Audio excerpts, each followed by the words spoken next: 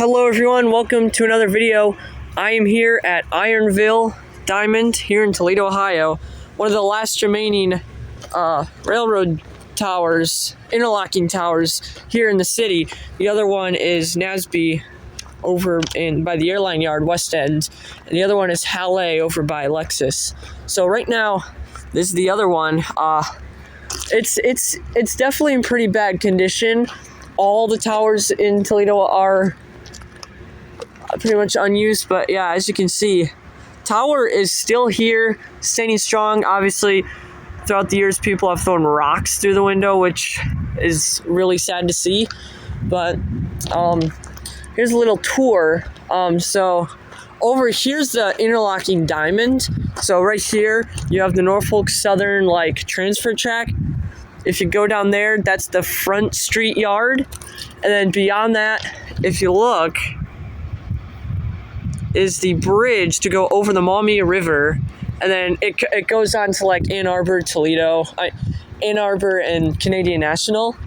So this track right here, and then this track right here is the CSX Toledo Terminal, which goes up to Alexis, which I showed you in my previous video.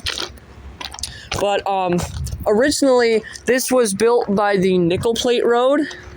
This was the Nickel Plate Wheeling and Lake Erie District, which this line goes all the way down to Fremont. And then this line over here was the old Chesapeake and Ohio, which obviously goes down to the Toledo docks that way.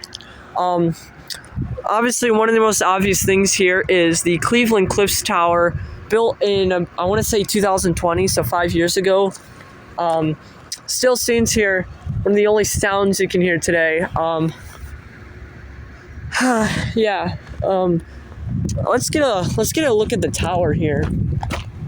Oh, actually, before we do, I want to show you something. This is one of this is one of my first times seeing it, but we have an owl diamond, one-way low speed. You can see here, you got trackage going this way, and then from Norfolk Southern, you have this thing right here. But as you can tell, CSX has main priority.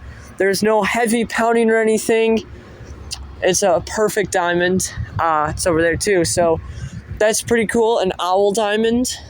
I had no idea because this is my first time being out here. But yeah. Obviously this has long been abandoned.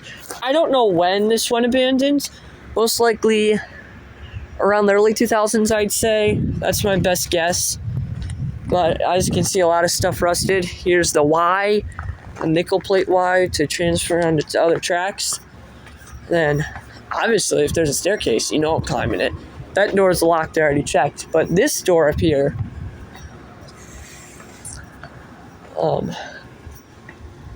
if we look, this door is sadly locked. Can't get in, but if you look, you can see a lot of cool stuff in there. You have what looks like you got 2 chairs, a couple telephones sitting on that desk. This desk must have been the dispatcher board, but a much smaller version. You got timetables all over the floor, shattered glass, because again, people throw rocks, people are idiots. And then looks like a lamp right there. And then I'm not sure what that box is in there in the middle. Comment down below if you see anything I didn't see or knew. But yeah, it's very dirty, and that's a layout board right there. I definitely want that. But yeah, pretty cool. And then obviously you can see a little yard there for the plant over here. And then over there, that bridge is the Millard Avenue Bridge, which is basically the entrance to the Toledo Port Authority. There's a couple other industrial plants. But yeah, pretty cool place with a lot of history. I don't know why it's called Ironville, honestly. There's the diamond from up here. But you got a lot of nice views of the Port Authority. And I like to call this the entrance to the Port Authority, because once you cross this diamond here, go straight down there towards the dock. So pretty cool place. This isn't really a big rail fanning place. It's like a nice little place to stop by, take a couple pictures, and then make your way on. But it's still pretty cool.